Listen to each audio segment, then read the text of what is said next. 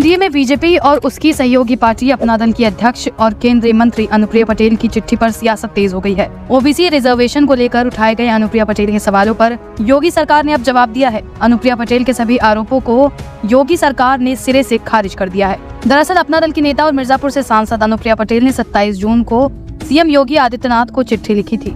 चिट्ठी में लिखा था कि इंटरव्यू से होने वाली सीधी भर्तियों में ओबीसी और SC/ST कैटेगरी के अभ्यर्थियों को नॉट फाउंड सुटेबल घोषित करके इन वर्गों से आने वाले किसी कैंडिडेट को नहीं चुना जाता।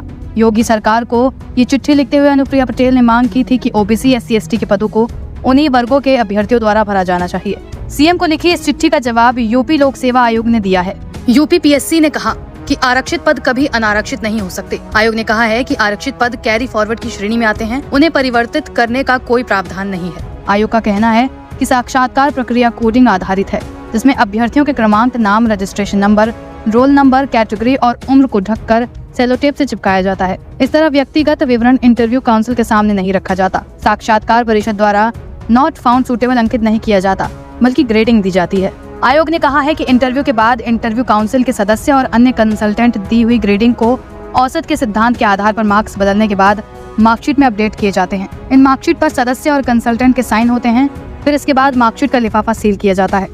आयोग ने कहा कि वैकेंसी के अनुसार अगर किसी श्रेणी में कैंडिडेट मिनिमम मार्क्स नहीं लाता तो ऐसी सभी रिक्तियों को आयोग स्तर पर किसी अन्य श्रेणी में परिवर्तित करने का अधिकार नहीं रखता, बल्कि ऐसी रिक्तियों को कैरी फॉरवर्ड किया जाता है, यानी अगली भर्ती में उन वर्गों के पदों को शामिल कर दिया जाता है। हालांकि अनुप्रिया पटेल की इस चिट्ठी को लेकर ओबीसी SC/ST आरक्षण पर घमासान मचा हुआ है।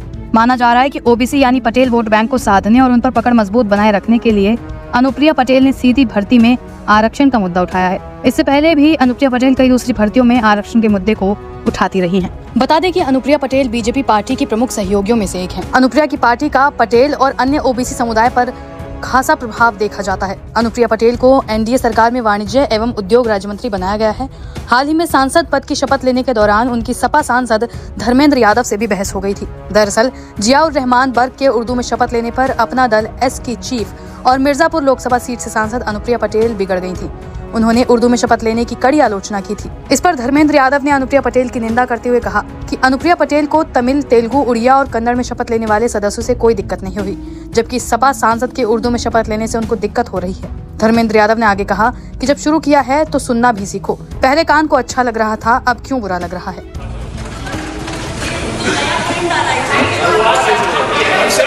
श्री सभापति जी, अगर जब कल शुरू हुआ था उसी समय रोक दिया होता तो आज जरूरत नहीं पड़ती। इसके प्रायोजक हैं एडवांस कंप्यूटर, निकट इंडियन बैंक, बूढ़नपुर, आजमगढ़।